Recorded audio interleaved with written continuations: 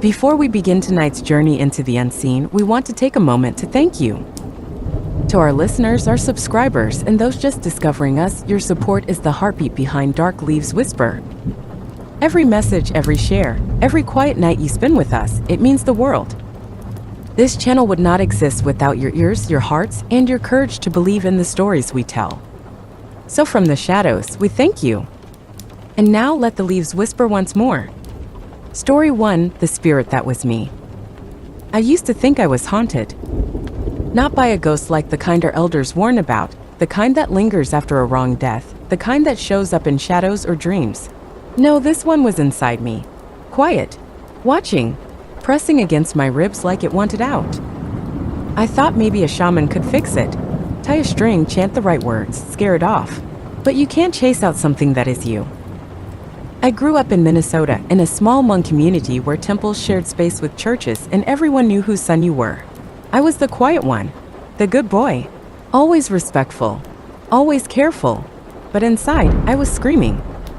I knew by 13 that I wasn't like the other boys, not just different, wrong by the way the elders spoke. They'd whisper about the boy who wore eyeliner in St. Paul. Shame to his clan. He'll never be blessed. That stuff sticks. So I stayed quiet, except in June. It started with a dream. I was standing in a field of tall grass, the kind that dances like whispers when the wind moves through it. The sky was low, gray like smoke, and in front of me stood a boy, a reflection of me, only not afraid. He wore white, clean, calm. You keep hiding me, he said, but I'm the part that prays for you when no one's listening. I woke up crying. I couldn't breathe. I felt like I'd seen a ghost, only gentler. After that dream, I started hearing things, soft knocks at night, a breath over my shoulder when I was alone, Hmong funeral gongs in the distance, even when no one had died. I told my mom. She burned paper money. She asked if I'd been walking near graveyards. I told her no, but really I'd just been thinking too loud. I wasn't haunted by the dead. I was haunted by truth. It came out in small ways first. I started avoiding my cousins when they talked about girls. They laughed, rough and rowdy like they'd already claimed futures they didn't understand. I smiled, nodded, but my insides twisted. One day my cousin Billy came over. He was older, tattooed, cool in the way all the younger kids admired. He found a drawing I made in my notebook, two boys holding hands under a tree with spirit strings tied to their wrists. He didn't say anything, just stared. Then he chuckled and said, "You better not show this to Grandma." I laughed too, but that night I shredded the drawing and flushed it piece by piece like it was poison. June came, school ended, and something in the wind felt different. There was a pride parade in Minneapolis. I saw it on TikTok. Colors so loud they felt like thunder. Boys kissing, girls with shaved heads and flags like wings. I watched it alone in the bathroom, door locked, volume low. Then I did something bold. I made a TikTok too. Just my face. No words.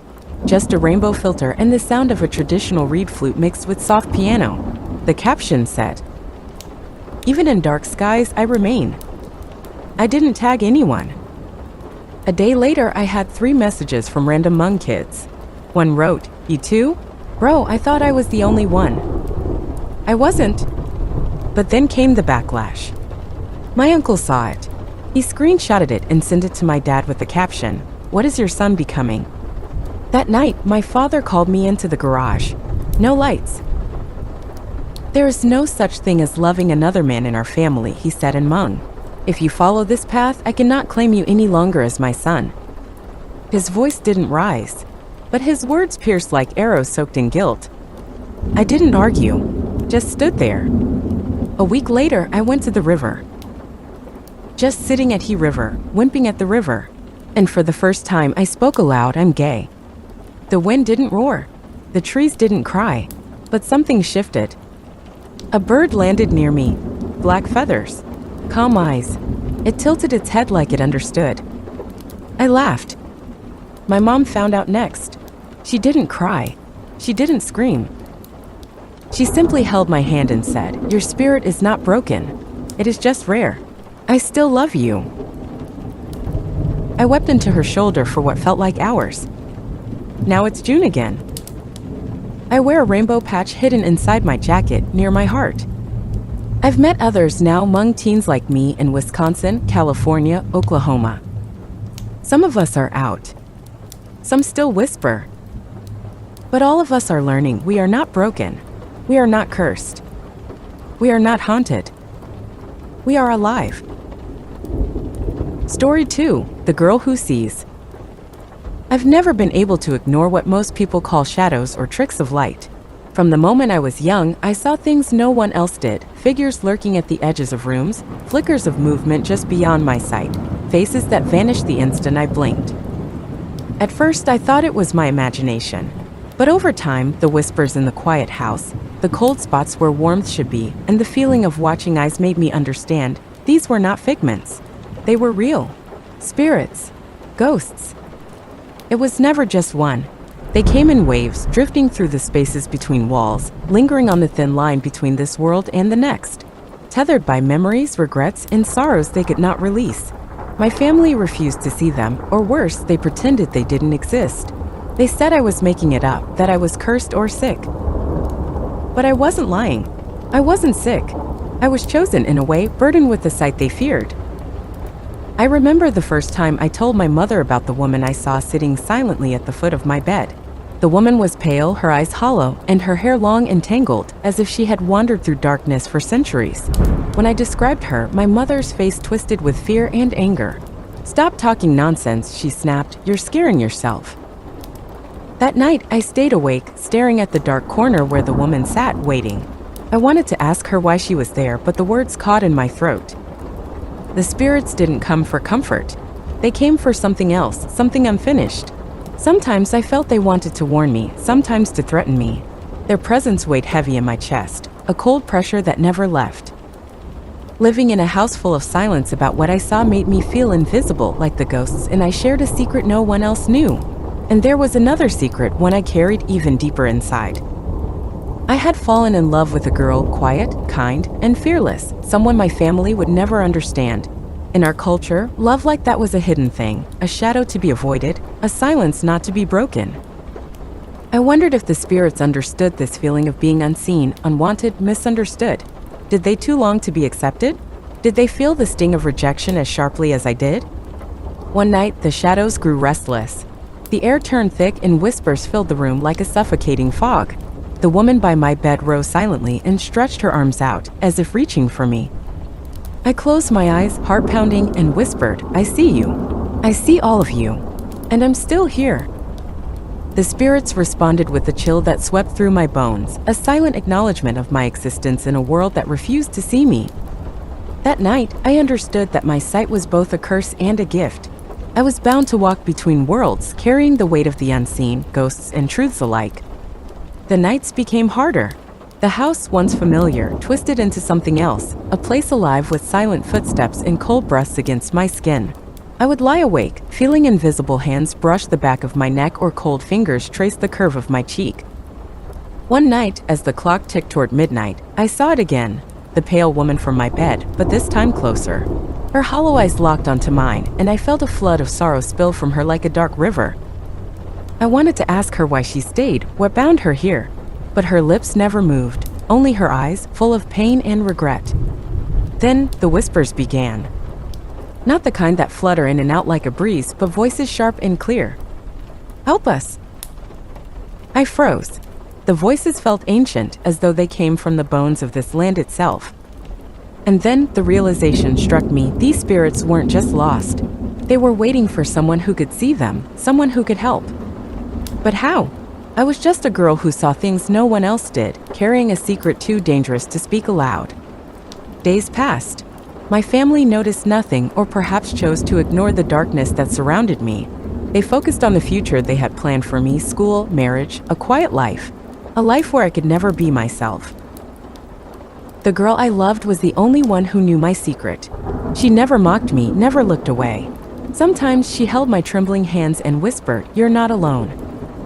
Yet, even with her by my side, the spirits grew stronger. One evening, as I sat by the window, I saw a child, a small boy, his face pale and bruised, staring at me from the shadows. His eyes begged for help, but he could not speak. I wanted to reach out, but fear froze my limbs. The boy faded, but the room chilled, and the air grew heavy with sadness. I realized then that the ghosts I saw were fragments of a forgotten past, people whose stories had been buried, whose spirits wandered lost, waiting for peace. I began to write down what I saw. Faces, places, feelings. I hoped to make sense of it all, to find a way to free them. But the more I learned, the heavier my own burden became. Because like the spirits, I was also trapped between worlds, between expectations and truth, between love and silence. One night, the pale woman appeared again. This time, she stepped forward and whispered in a voice like the rustling bamboo, "You are not alone." Tears pricked my eyes. For the first time, I felt seen by someone or something beyond the walls that kept me caged. I understood then that seeing the spirits was not just a curse. It was a call. A call to face the shadows, to speak the truths buried deep, and to find courage in a world that tried to erase me. The ghosts and I were connected, bound by loss and longing, both searching for a place to belong. And maybe, just maybe, in embracing the unseen, I could finally find peace for them and for myself. Story 3: Night Shift at the Warehouse. Minneapolis has always felt like a city of hard work and quiet determination. For me, a young American man in my mid-30s, it's where I've tried to build a better life for my family, away from the mountains and rice fields my parents left behind.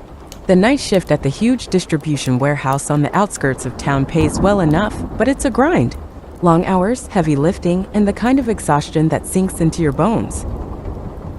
Tonight, like every night, the fluorescent lights buzz overhead, and the warehouse feels like a cavern stretching out forever. I'm hauling boxes down endless aisles, trying to keep up the pace even though my back aches and my chest feels tight. I've been ignoring those warning signs, headaches, dizziness, hoping they'll just go away.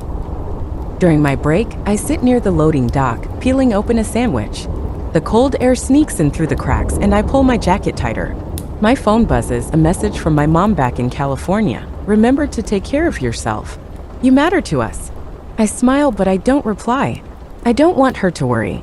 I just want to push through. As I eat, something catches my eye. A shadow flickers in the corner of the warehouse. I look up, but no one's there. Just rows of crates and the dull glow of exit signs. Still, the feeling of being watched lingers. The nights keep getting stranger. One night, I find a pallet shifted oddly in an aisle I was sure I had cleared. As I reach to move it back, I hear it, a soft whisper barely above the hum of machines. "Slow down, take care." I freeze. The voice isn't frightening, it feels gentle, like a warning or a plea. I drop down beside the crates and let out a breath I hadn't realized I was holding. For the first time in weeks, I actually breathe deeply and feel some of the tightness in my chest ease. More signs follow. A cold breeze brushes past when every door is closed.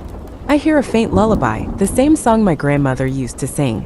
It's like the warehouse is alive with stories of the people who worked hard here before me and the silent struggles they carried. I tell a coworker about what I'm experiencing. He nods knowingly. "This place holds stories," he says quietly. "Maybe it's reminding us we're not invincible.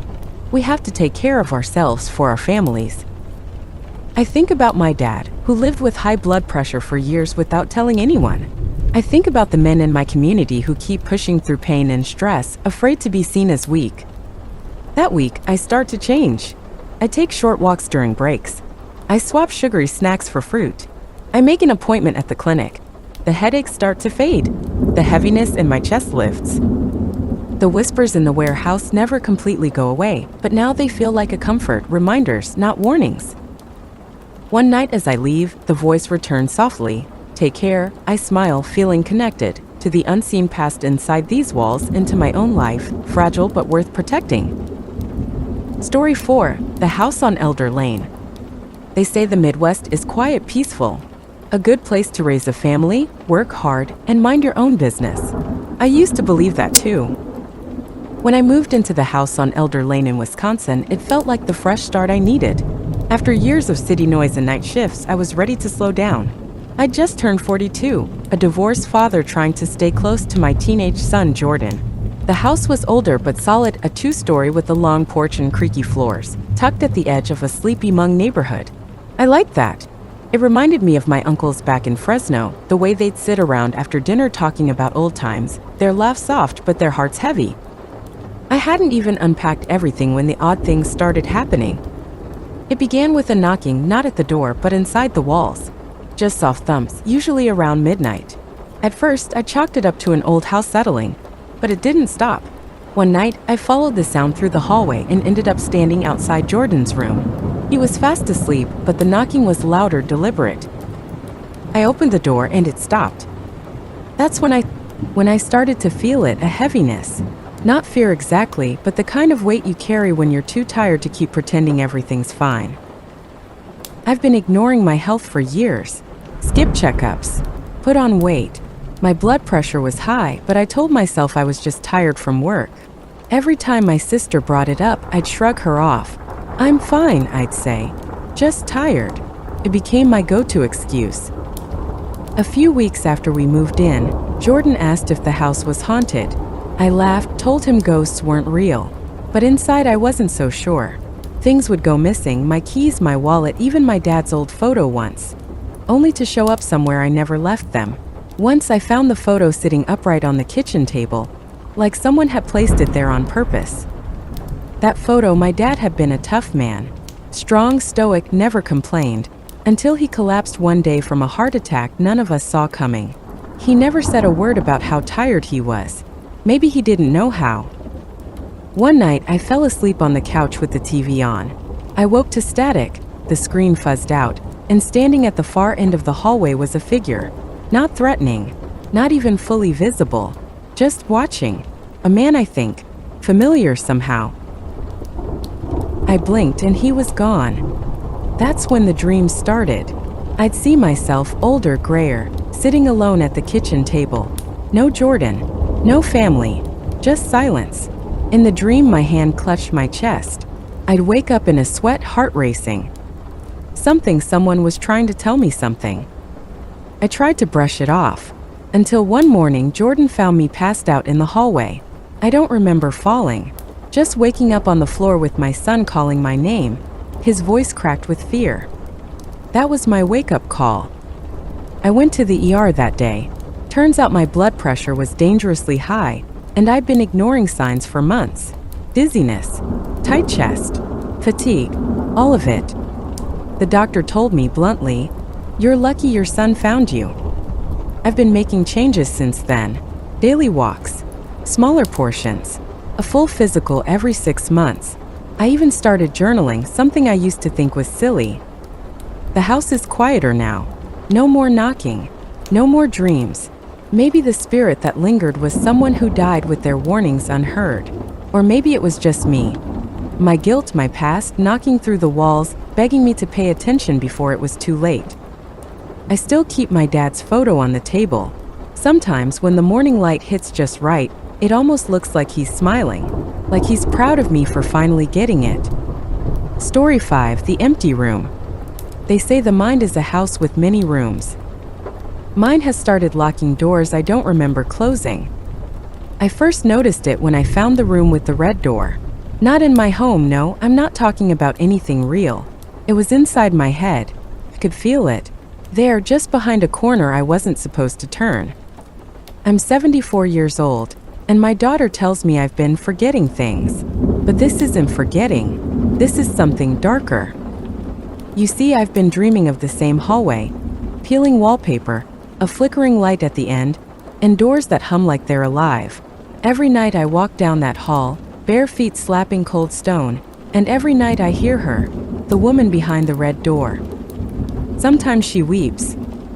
Sometimes she laughs. And sometimes I hear her whisper my name. Not the name my daughter calls me now, Mom or Grandma, but my birth name, the one I haven't heard in 60 years. Evelyn. God help me, I don't remember who Evelyn is. My days are a fog of puzzles and pills, nurses with practiced smiles and clocks I don't trust. The nursing home is cold, no matter the weather. They say I came here willingly, but I don't remember the decision. All I remember is the photo. I found it tucked inside a Bible in my room. A young girl, maybe 6, standing next to a woman who looks almost like me. Same eyes, same crooked smile. But I don't know who the child is. The back has only 2 words. Find me. Since then, the dreams have gotten worse. I started sleepwalking again.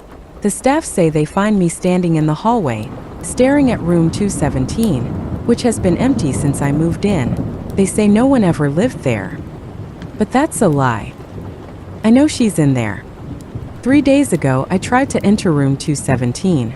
The doorknob was ice cold, and when I touched it, I heard a sound like 100 flies buzzing just behind the door. I pressed my ear against the wood, and I heard her voice again. Not the weeping woman, but the child. She said, "Mommy, you promised you'd never forget me." The scream caught in my throat. I don't have a child that age. My daughter is 45. I never had another. Please? I don't think I did. I asked the nurse, Marjorie, about room 217. She blinked once, then leaned close and whispered, "It's best to let sleeping rooms lie." What kind of thing is that to say? That night, the dream was clearer, more real. I turned the corner of the hall, reached the red door, and this time I opened it. Inside was a child's bedroom, pink walls, peeling wallpaper with cartoon clouds, and a wooden toy chest painted with the name Clara. Clara. That name stabbed me like a hot needle. I had a daughter named Clara, didn't I? I walked to the bed. A shape was under the blanket. I reached out, but before I could pull the cover down, the thing sat up fast, unnaturally fast, and stared at me with white, rotting eyes. "You left me here," it said. "You forgot me. Now I live where your mind ends." I woke up screaming. They sedated me after that, but I fought it. I tore off the wires, scratched a nurse, and shouted about a room that shouldn't exist. The doctor said I was progressing, that the hallucinations were a symptom. But I know better. Something is living in my mind, feeding on what I forget. The more I lose, the stronger it becomes. I looked up Clara's name in my chart. No record, nothing in my files. Just one daughter, Amanda. But last night I found a second file, hidden in the nurse's station. Clara D. Whitmore, deceased, 1974. Cause of death, unknown. My last name is Whitmore. That means she was my child. How do you forget your own child? The answer came from the red door. Tonight I returned to it in my dream, but this time I brought something. A key. It wasn't physical. It was a memory, a single shattered fragment of truth. I remembered a bath, soap bubbles, a slippery hand. My back turned for just a moment. Then silence. Then screaming. And then nothing. The red door opened on its own. Inside, Clara was standing by the window. Only now she wasn't rotted. She was beautiful, luminous, glowing in the moonlight. "I waited so long for you to remember, Mommy." "I didn't mean to forget you," I said. "I didn't know." "You did," she replied softly. "You buried me. You buried the truth." She walked toward me, her feet silent on the floor. "And now that you remember, you can set me free. Or," she smiled wide, too wide, "you can stay with me forever." I woke up in room 217. The real one. Except it wasn't empty anymore. The walls were covered in drawings, crude, childish crayon sketches of a little girl and her mother. One picture showed the girl sinking underwater, arms reaching out. On the bed was the same toy chest from the dream, and inside was a single white dress, soaked, stained, and reeking of mildew. I ran, but the door wouldn't open. From behind me, a whisper curled in the air. "You're home now, Mommy." It's been 3 days, or maybe 3 years. Time bends here. They think I'm asleep, but I'm not. I'm writing this with the last part of my mind that still works. I can feel her moving through the rooms of my memory, locking more doors, shutting more lights off. She's building a home in me. Soon there'll be no Evelyn left. No Clara, no Amanda. No past. Just the hallway. Just the red door. Just her. So if you find this, remember me, please. Because when the last memory fades, I'll be gone too. And she'll answer in my voice. Story 6, The Mirror Man. They keep telling me I'm sick. That's what the doctor says. That's what my daughter says. That's what the nurses whisper behind my back when they think I can't hear. Alzheimer's. That's the word. But I'm telling you, this is not a disease. It's a haunting. Something lives inside the mirrors of this place, and I don't think it wants me to remember. I think it wants to become me. It started with little things. I'd see my reflection blink out of sync. I'd turn away, but catch a glimpse of the mirrored version of myself still staring, a second too long. I thought it was the Mets. Then came the smiles. Smiles I didn't make. Imagine brushing your teeth and your reflection starts grinning while you're still frowning. Or worse, watching your reflection slowly raise its hand, fingertips tapping on the glass when you haven't moved at all. I told the staff. They gave me fewer mirrors. But they can't get rid of them all. Polished chrome, dark windows, TV screens, they all shine just enough. And the mirror man watches from every one of them. I asked my daughter, Emily, about the house. She says I've always lived here, this care home, that I moved in after my wife passed. But I remember a cottage. A little green one with a picket fence, overgrown roses, and a kitchen that smelled like warm bread and coffee. She says that was a dream. I don't believe her. Because in that house, there was a mirror in the hallway. And I remember, God help me, I remember what came out of it. My wife's name was Marlene. Or, I think it was. The mirror man keeps stealing pieces of her. I used to remember her laugh, her perfume, the way she hummed while folding laundry. Now all I see is a woman with her back to me, brushing her hair in front of the hallway mirror, even though she's long dead. Every night she's there in my dreams. Every night she says, "You brought him here." Last night, it wasn't just a dream. I woke up in the dark. My room was freezing. The mirror on my dresser had fogged over, even though the window was closed. I leaned in to wipe it clean. And I saw him. My reflection was gone. In its place stood a tall, pale man in a black suit, no eyes, just empty sockets. He was wearing my face, but wrong, stretched too thin, lips too wide, teeth too many. He raised a finger and tapped the inside of the mirror. Once. Soon, he mouthed. I screamed. I smashed the mirror. The nurses said I had an episode. They told Emily I might need to be moved to the memory care wing. But I'm not crazy. I know what he is. He's not trying to kill me. He's trying to erase me. Every time I forget something, my wife's voice, my old job, the names of my children, I feel him grow stronger. Like he's feeding on the gaps, filling them in with his own shadow. I tried to fight back. I wrote notes, taped pictures to the wall, recorded myself talking about my life, but one by one they vanished. Photos turned blank. Recordings played static. My own handwriting twisted into gibberish. And now, I'm forgetting how to write this. My hand shakes. My thoughts slip sideways. I hear him whispering in the glass, telling me things I should not know, telling me that once I looked into the mirror too long. Emily came today. I told her everything. She just cried, said she missed me, said I was getting worse, said her name wasn't Emily, said she was Marlene. But I saw the truth in her eyes. I saw him peering out of them. He's not just in the mirror anymore. He's learning to wear people, to speak with their voices, to make me doubt what's real. If he can make me forget who I am, then he gets to stay. I don't know how much longer I have. I hear glass cracking behind the walls. I see his shadow moving across the TV screen when it's turned off. He sits on the edge of my bed when the lights go out. He whispers, "Say goodbye to yourself, old man."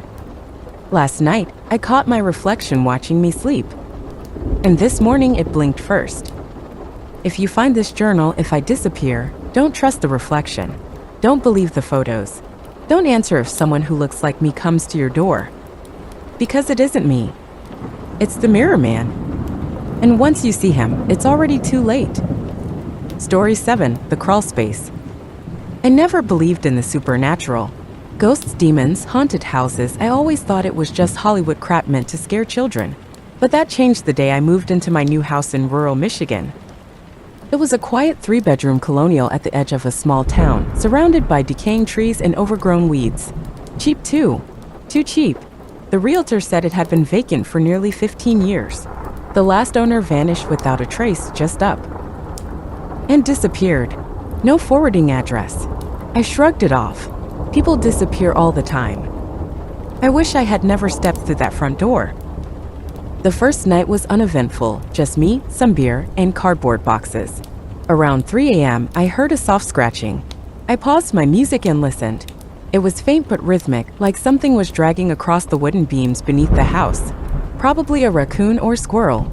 I wasn't going to get up in the middle of the night to check. I fell asleep on the couch. The next morning, I checked under the house. There was a crawl space accessible through a latch in the back room. I had to pry it open.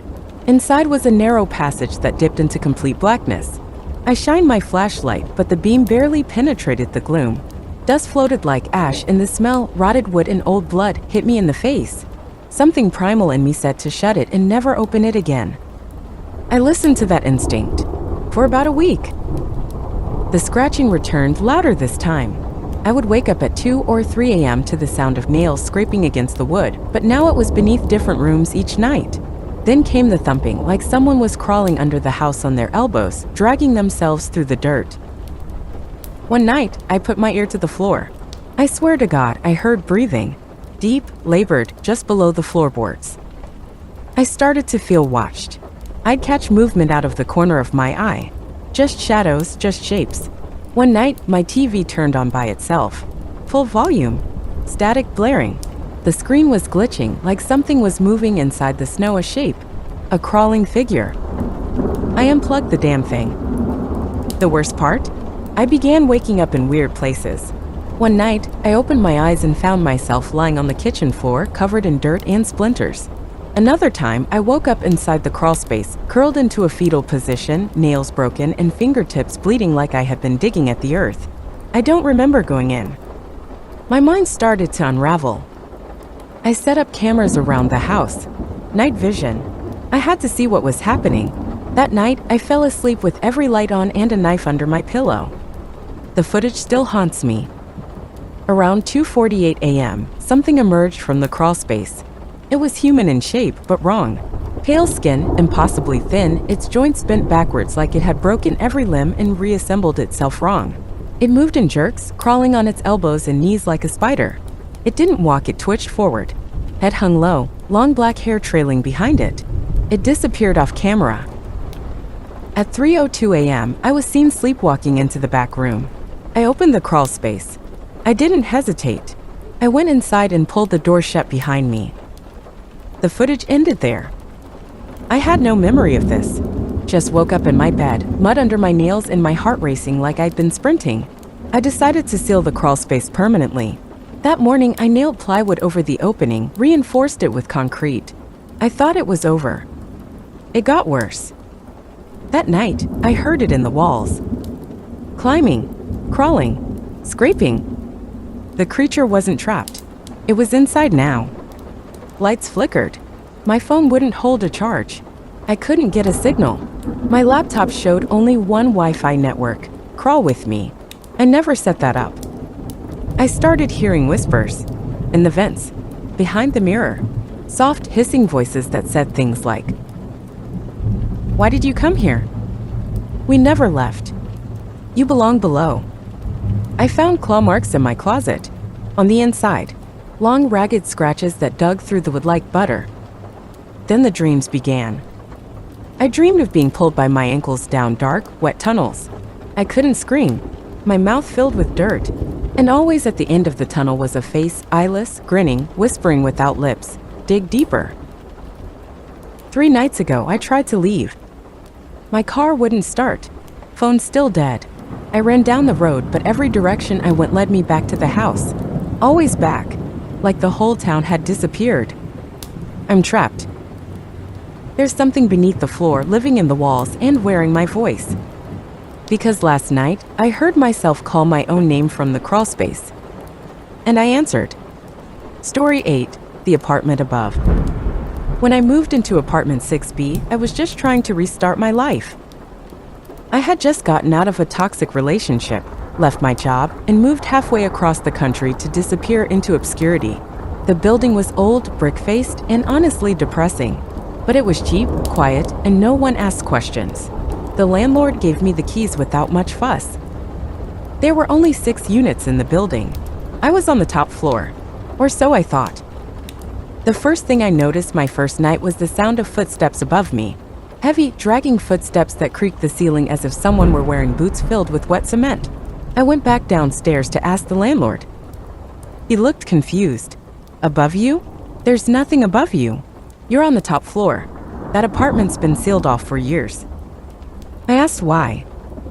He didn't answer. The next night, the footsteps returned. Around 2 a.m. They started slow, then sped up, then stopped directly above my bed. Then came the thumping like someone dropping heavy furniture. I thought maybe he was lying. Maybe someone was squatting upstairs. I grabbed a flashlight and went up. There was a trapdoor in the hallway ceiling with an old iron ladder leading up to it. I pulled it down. Dust fell like snow. I climbed. The attic smelled of wet stone and rot. My flashlight caught tattered furniture, shattered glass, broken toys. Everything was warped like it had been exposed to extreme heat or pressure. And in the corner, something had scratched words into the wooden floor. I got out of there fast. Told myself I imagined it. Maybe graffiti from a junkie. Maybe a prank. The next night, I woke up at 3:17 a.m. to the sound of something scraping my bedroom wall. Not outside. Inside, right behind my headboard. The drywall vibrated with each movement. I leaned close. It tapped back. 3 knocks. I ran out of the apartment. The next day, I demanded the landlord open the attic with me. He refused. Said I should mind my business. I threatened to call the city. He said, "You won't get far. They've all tried. Every tenant. You think you're the first to hear it." That night, the footsteps came back, but this time they didn't stay upstairs. I heard them on my ceiling, then on my wall, then in the hallway. Then I saw the door slowly creak open by itself. No wind, no draft, no reason. I stared into the hallway for what felt like hours. A figure stood at the end of the corridor, long-limbed, neck bent to the side like it had snapped in a fall. Its skin was ash gray and stretched too thin. It had no eyes, just black slits where they should be. It tilted its head as if curious. Then it crawled toward me. It didn't run. It didn't walk. It crawled like it had no knees, each step loud enough to shake the floorboards. I slammed the bedroom door and threw my dresser against it. The lights flickered. My ears began to ring. The walls breathed, I swear, expanding and contracting like lungs. It stopped. I didn't sleep that night. The next morning, I packed my bags. I was done. But when I tried to leave, the door wouldn't open. Not locked, just wouldn't budge. I tried the windows. Nailed shut. My phone? Dead. Every outlet fried. The air felt thick, like the apartment was trying to digest me. I started hearing voices in the vents, whispering things like, "It saw you. Now you're part of the floor. Don't close your eyes. That's when it crawls in." I tore the vent cover off and shined my flashlight. At the far end, I saw a face. Wide grin. No eyes. Crawling toward me. I dropped the flashlight and screamed. I boarded the vent shut with whatever I had. But the walls kept making wet, squelching sounds like something slithering through the insulation. That night, my bed started to sink. I swear I was being pulled into the floor. I jumped off and the mattress deflated like something had crawled inside and was breathing beneath the sheets. The attic trapdoor slammed open. I heard footsteps come down. They were inside the apartment. That was 3 nights ago. I haven't slept since. I can't. Every time I close my eyes, I feel it standing over me, watching. Its shadow stretches longer than it should. It moves like a strobe, 1 second across the room, next second face to face. I tried to claw through the walls. Got to the insulation. Found teeth. Real teeth. Human teeth. Embedded in the plaster. The whole building is wrong. I think it feeds off people like me. The broken ones. The ones no one checks on. It makes the world forget you. No friends, no family. Just you and the thing upstairs. It doesn't kill you right away. It makes you stay. Makes you lose time. Sleep. Sanity. I found old tenant logs hidden in the wall. Scribbled pages, desperate notes. All the same message. Do not sleep. If you sleep, it walks. I'm writing this now so someone will know. Anyone. If you ever hear footsteps above you when no one should be there, don't look up. Don't ever look up. Story 9, 333, The Cut String. I still remember the exact moment it started, the moment my nights turned from peaceful to terrifying, and my life began to unravel in ways I never imagined. It was a week after I moved back home from college. I thought being home would soothe my restless mind, but instead it became a prison for a presence I couldn't escape. Every night, without fail, I woke up at exactly 3:33 a.m. Not 3:32, not 3:34, always 3:33. At first, I told myself it was just a coincidence, some strange trick of my brain, but the repetition quickly became impossible to ignore. I began to dread the arrival of that hour. My heart would start racing as the minutes ticked closer, my breath shallow, waiting for that moment when everything changed. I tried everything to break the pattern. I changed the time on my phone, hoping to trick myself. I slept in different rooms. I even tried staying awake through the night, but exhaustion always won. Eventually, no matter where I was or how tired I felt, 3:33 a.m. found me wide awake and staring at the ceiling. On the third night, I saw him. A shadowy figure standing at the foot of my bed, just beyond the dim halo cast by my bedside lamp. He didn't move. He didn't blink. He simply stood there, watching me with hollow eyes that seemed to swallow the light. His presence was cold and unyielding, like the darkest corner of a forgotten room. I wanted to scream, but my voice caught in my throat, leaving me paralyzed in terror. I remembered the way my skin prickled, the way my heart thudded painfully against my ribs, and how the air grew impossibly thick around me. The shadows in the room seemed to gather around him, as if he was the source of the darkness itself. I blinked, hoping it was just a trick of the light, but when my eyes opened again, he was still there. Night after night, he came back. He never spoke. He never moved. Just stood, watching. The fear wasn't just because of his presence, but because he seemed to be waiting for something or someone. And I knew deep down that he was waiting for me. I tried to ignore it. I told myself it was just a nightmare. But no matter what I did, when the clock struck 3:33, I would wake. And the shadow would be there. By the seventh night, exhaustion and dread had hollowed me out. I could barely keep my eyes open during the day, but I refused to close them at night. I paced the house, stared out the window, tried breathing exercises. Nothing helped. When I tried to sleep, the pressure in the room grew unbearable and the shadow appeared, looming silently. Still, when the figure appeared again, I gathered every ounce of courage I had left and whispered into the darkness, "Who are you?" The shadow vanished immediately, as if my voice had banished it. Relief flooded me, but it was short-lived. Because the next night, the knocking started. 3 soft, deliberate knocks coming from somewhere just beyond my bedroom door. 3 knocks at exactly 3:33 a.m. I couldn't explain it. My heart would pound, my breath catch, but when I'd open the door, nothing. No one. Just empty hallway silence. The knocking continued night after night, 3 slow, steady knocks at 3:33. Sometimes they seemed urgent, sometimes almost sorrowful, but always 3. I started counting the knocks in my head, trying to find meaning in the rhythm. Was it a message? A warning? A plea? I stopped telling people about it. Who would believe me? I was losing sleep, losing my mind. I became a ghost myself, drifting through days in a haze, unable to focus on work or school or even simple conversations. One morning, my grandmother looked at me with tired eyes and said quietly, "Your spirit thread has been cut." I didn't understand at first, but she explained that in our culture, a spirit thread is an invisible bond that connects 2 souls, a bond meant to last beyond the physical world. But when someone dies suddenly and you try to move on without properly acknowledging that connection, it's like the thread snaps. And sometimes the spirit gets stuck, caught in the space between here and somewhere else. Her words echoed in my mind. It made sense. The shadow, the knocking, it wasn't just haunting. It was a soul trapped, waiting for closure.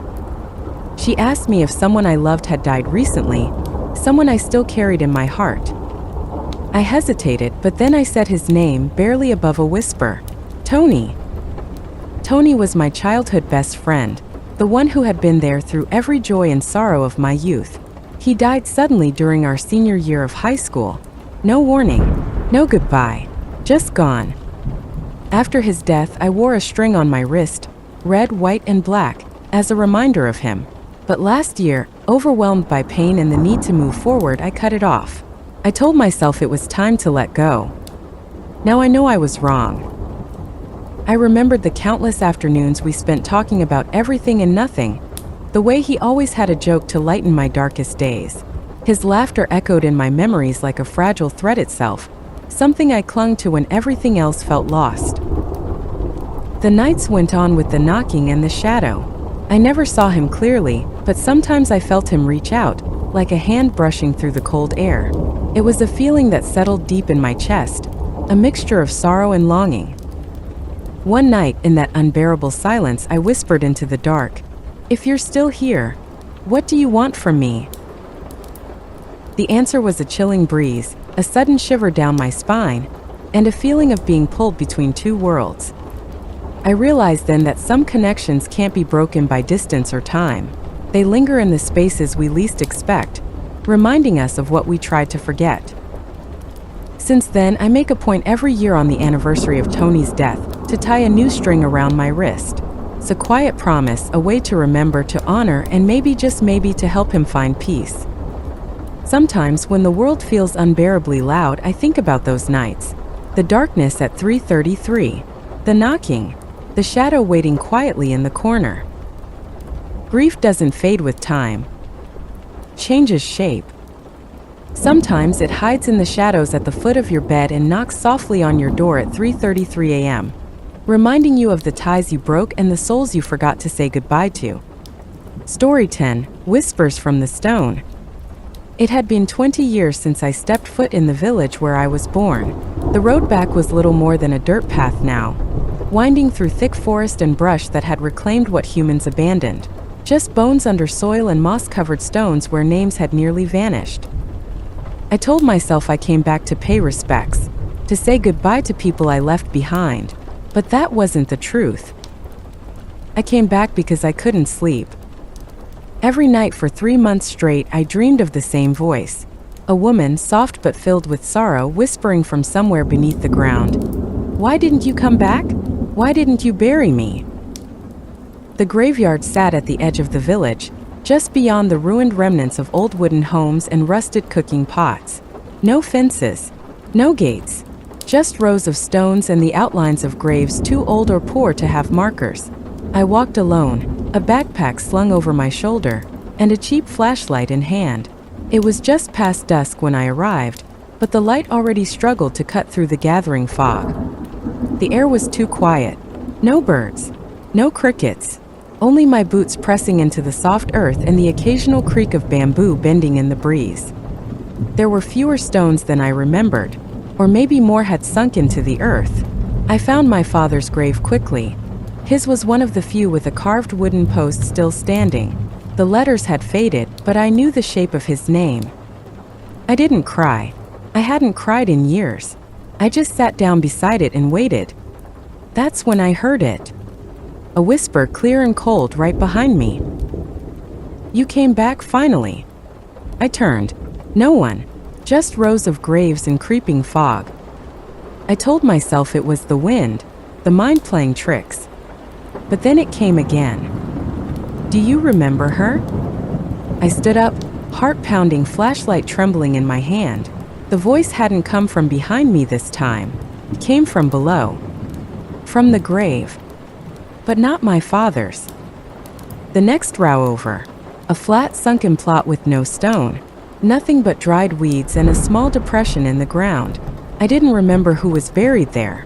Maybe I never knew. I stepped closer and my flashlight flickered, then died. No matter how much I shook it, it stayed dark. The fog grew thicker, pressing against my skin like breath.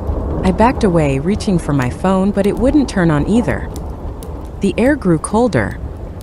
Then I heard it again. Closer now, whispering in my ear like someone standing right behind me. She waited. She screamed for you. Do you remember what you promised?" I ran. I didn't care how I looked or where I went. I ran past the graves, past the fallen homes, straight into the trees. Branches scraped my face. Roots caught my feet. But I didn't stop until I couldn't breathe. I collapsed near a stream and stayed there, staring into the darkness. I hadn't told anyone, not even my wife, what really happened back then. Her name was Lena. She was my cousin. We were close as kids, closer than we should have been. Everyone knew, but no one said anything. We swore we'd leave the village together, go to the city, start over. But I left first. When the bus came, I told her I'd come back for her in a week. I never did. 3 months later, someone told me Lena got sick and died. She was buried alone. Her parents were too poor for a proper stone. I never returned. I told myself it was too late, that she wouldn't care. But part of me knew that wasn't true. And now someone remembered. When I finally returned to the graveyard the next morning, the fog was gone, replaced by a bleak gray light. The graves looked the same, but there was something different in the air. Heavier, thicker. I made my way back to the unmarked plot. I stood there for a long time just staring.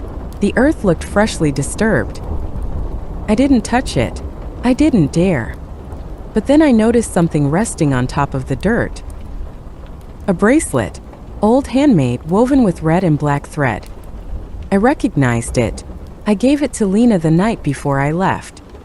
I never saw it again until now. I bent down slowly, my hand shaking as I reached for it.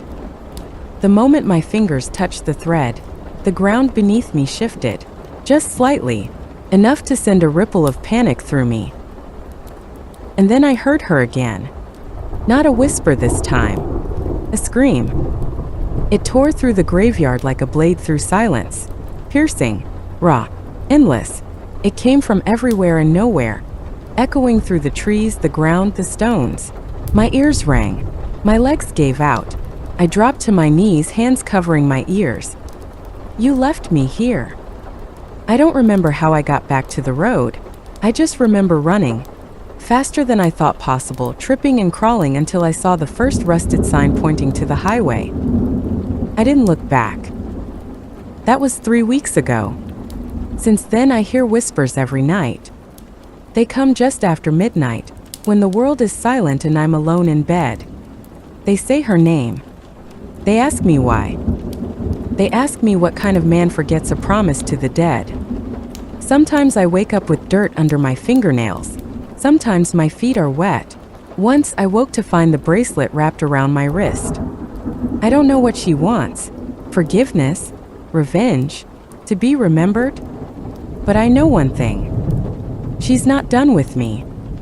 And the next time I hear her voice, I'm afraid I won't be waking up at home. Story 11. The Girl in the Mist. I've always been drawn to forgotten places. Maybe it's the silence. Maybe it's the way nature takes back what humans abandon. But there's something haunting about old cemeteries, especially the ones with no visitors, no flowers, no polished stones, just cracked marble and time. That's why I drove 3 hours into the countryside with nothing but my camera and a thermos of tea. I wasn't planning to stay long. Just snap a few photos and be on my way before the sun got too high. I found the graveyard just where the map said it would be, hidden behind a rusted gate, half swallowed by wild grass and low-hanging fog. No sign, no name, just a crooked path and the smell of damp soil. It was perfect. I parked, grabbed my camera, and stepped through the gate. The fog was thicker inside. It clung to the graves like breath. The stones were old, most of them chipped or leaning. A few had names I could still read, dates from the 1800s, even a couple in a language I didn't recognize. I started taking pictures right away. The mist gave everything a dreamlike feel, almost surreal. I lost track of time. That happens when I'm behind the lens. I get tunnel vision, framing, adjusting, capturing. Nothing else matters. Until I noticed her. A girl, maybe 10 or 11 years old. Pale dress, hair down to her shoulders. She stood near the back of the cemetery, half hidden behind a tall stone cross. She wasn't there before. I was sure of it. She didn't move, didn't wave, just stood still watching. I lowered my camera. "Hi," I called out, my voice louder than I intended. "Are you okay?" She said nothing, just turned and slowly walked deeper into the graveyard. I hesitated, then followed. Something about her didn't sit right. Why would a kid be out here alone? "Hey," I shouted again. "Where are your parents?" She disappeared behind a row of tall gravestones. When I reached the spot, she was gone. I searched for nearly 10 minutes. Nothing. Just stones, mist, and silence. No footprints. No sign of movement. Maybe I imagined her. I went back to taking photos, unsettled but trying to shake it off. Later, when I reviewed the shots on my camera, I expected to see her in one of them.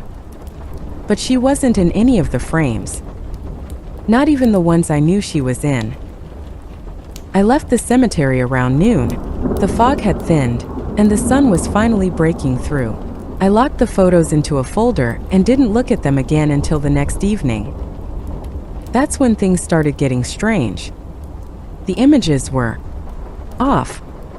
Not the composition, the lighting, the detail. They looked fine at first glance, but every photo had something unusual. A faint shadow where there shouldn't be one, a blurred figure in the corner, the reflection of a face in the back of a tombstone that didn't belong to anyone. I zoomed in on one picture, the one I remembered taking near the cross where I saw the girl. There, faint but visible in the mist, was a hand pressed against the lens, like someone inside the frame was trying to push their way out. I didn't sleep that night. The next morning, I woke to find dirt on my bedroom floor. My boots were muddy. My camera was lying beside my bed, powered on. It was playing a video. I never shoot video. But there it was, grainy, shaky footage of the cemetery. The perspective was low, like it was filmed by someone crawling. Breathing filled the audio, slow and raspy. The camera turned toward one of the gravestones, and carved deep into the stone were the words, "You see me now." I turned off the camera, removed the battery, threw it into a drawer. But the footage kept replaying in my head. The sound, that slow breathing. I stayed home for a week. I barely ate. I kept thinking about the girl, wondering if I should go back, leave flowers, do something. Then I got the letter. No return address, no name, just my name handwritten on the envelope. Inside was a single photo, a black and white image of the cemetery. In the center stood the girl. This time she was looking directly at the camera, not smiling, not sad, just still. And in the corner of the photo, scribbled in messy ink, were the words, "Come back. I don't want to be alone anymore."